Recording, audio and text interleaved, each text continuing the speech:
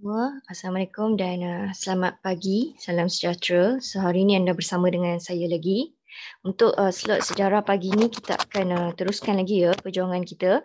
Hari ini kita masuk bab baru, bab yang kelima, Persekutuan Tanah Melayu 1948. Okay, jadi dalam bab ini antara perkara yang anda akan pelajari ialah yang pertama sekali kita akan belajar mengenai latar belakang.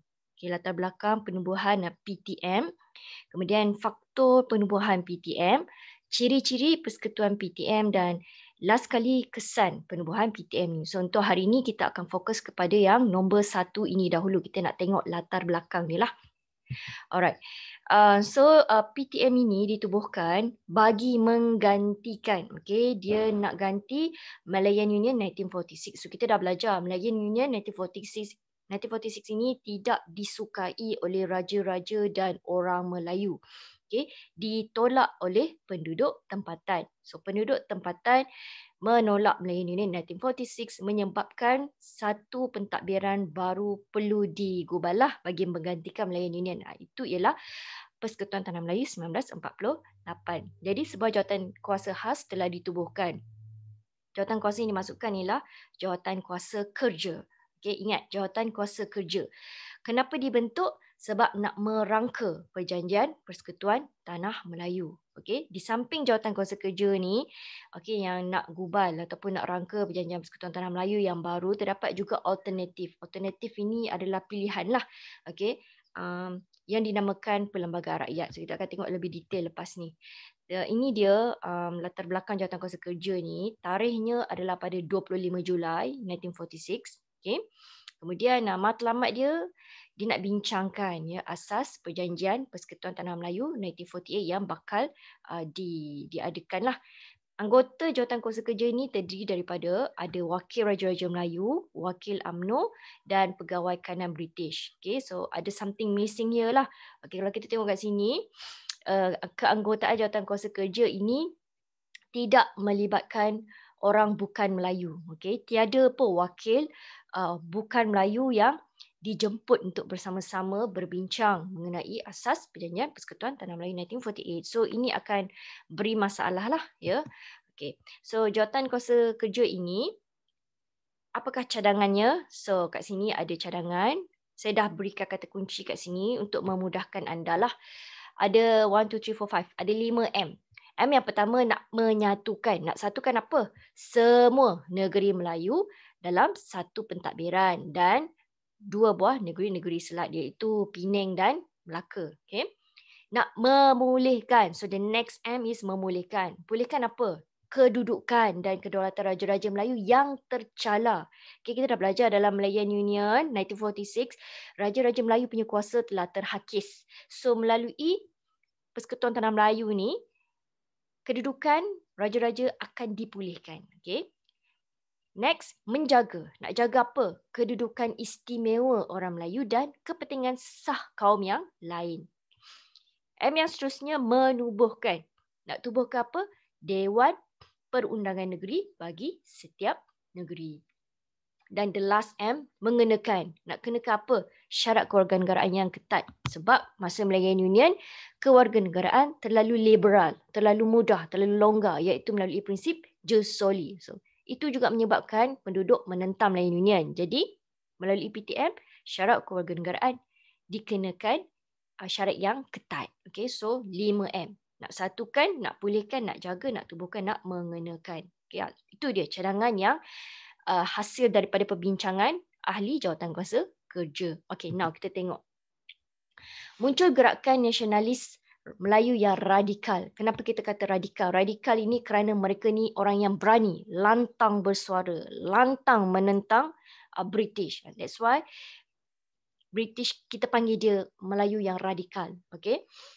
Okay, golongan nasionalis Melayu radikal ni membidas. Membidas ni suka membantah lah kerajaan British kerana British jalankan perundingan secara tertutup dengan UMNO. Okay. British ketepikan PKMM. PKMM ini adalah Parti Kebangsaan Melayu Melaya. Jadi golongan yang menentang ni, Melayu yang radikal ni, mereka ni bergabung ya, bergabung lalu membentuk PUTRA, iaitu Pusat Tenaga Rakyat. So PUTRA ni ada banyak lah. Ada banyak parti Melayu yang radikal, okey, iaitu PKMM, ada API, Geram, Hizbul Muslimin, Batas Awas. So kat situ saya dah bagi nama yang penuh lah. Tapi nak senang ingat, tengok yang ni, PKMM, API, Geram, Hizbul Muslimin, Batas Awas. So mereka ni adalah Melayu yang radikal, bergabung lalu membentuk PUTRA, Pusat Tenaga Rakyat. Okay, next. Gabungan Putra AMCJA. Yang tadi tu kita tengok Melayu yang radikal. Sekarang ni golongan yang bukan Melayu pula. Okay, yang bukan Melayu, non-Malay.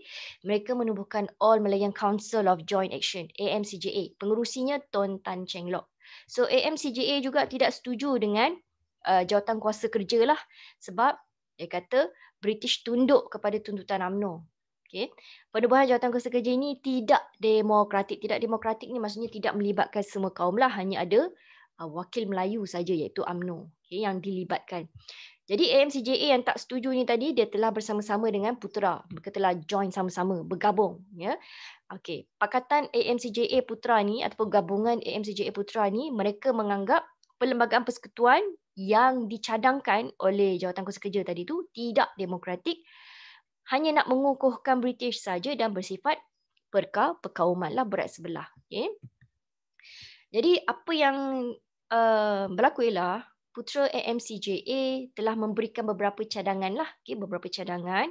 Lalu lahirlah apa yang kita panggil sebagai perlembagaan rakyat. Ini yang tadi kita cakap perlembagaan alternatif, ya, perlembagaan rakyat. Ini adalah hasil daripada perbincangan di antara Putra dan AMCJA. So ada 10 perkara dekat sini.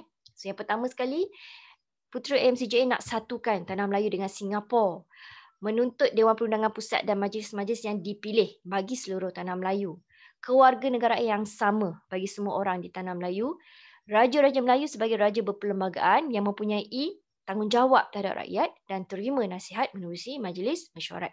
Orang Melayu melalui majlis khas, dia akan ketuai hal ehwal agama Islam dan adat istiadat Melayu. Perhatian khas diberikan dalam kemajuan politik dan ekonomi orang Melayu yang tercicir lah berbanding dengan kaum Cina, orang India, orang Melayu ni agak tercicir, ya, dari segi politik dan ekonomi. Kemudian bahasa Melayu menjadi bahasa kebangsaan dan bahasa rasmi yang tunggal. Okay. Kemudian Kerajaan Tanah Melayu dan Kerajaan British bertanggungjawab bersamalah untuk menguruskan hal ehwal luar negeri dan hal ehwal pertanian. Kewarganegaraan Malaya haruslah dinamakan Melayu. Okay, maksudnya Melayu, Cina ke India ke, semuanya kita panggil Melayu lah. Dan warna merah dan putih dijadikan latar belakang bendera Persekutuan Tanah Melayu. Merah dan putih, ya. Okey, jadi adakah British menerima cadangan ataupun perlembagaan rakyat tu? No. Okay, British telah tolak perlembagaan rakyat. Dan British menerima perjanjian Persekutuan Tanah Melayu yang digubal oleh jawatan kuasa kerja tadi. Jadi apa yang Putra AMCJA buat bila perlembagaan rakyat mereka ni ditolak? Mereka telah menganjurkan hartal. So hartal ni tidak melibatkan keganasan, ya. Hartal ini dianjurkan pada 20 of September 1947. Okay, hartal ini meminta semua peniaga lah menutup kedai sebagai tanda bantahan. So dia tidak melibatkan keganasan, ya. Dia hanya minta peniaga tutup saja kedai. Kita nak boikot dari segi ekonomi. So 20 Oktober 1947 diisytiharkan sebagai tarikh Hari Hartal Semalaya. Okay, Hari Hartal Semalaya. Jadi Hartal Semalaya ini disokong oleh Dewan Perniagaan Cina lah, oleh kerana perniagaan ini banyak melibatkan kaum Cina. Jadi Dewan Perniagaan Cina ini sokong, ya, hartal dan dilaksanakan di bandar utama di Tanah Melayu. So itu saja untuk hari ini. Okay, kita hanya cover 5.1 saja. So next class kita akan sambung lagi. Kenapa, ya, faktor-faktor Persekutuan Tanah Melayu ditubuhkan. Okay, itu saja hari ini. So selamat belajar. Kita jumpa lagi dalam next class. Okay, terima kasih.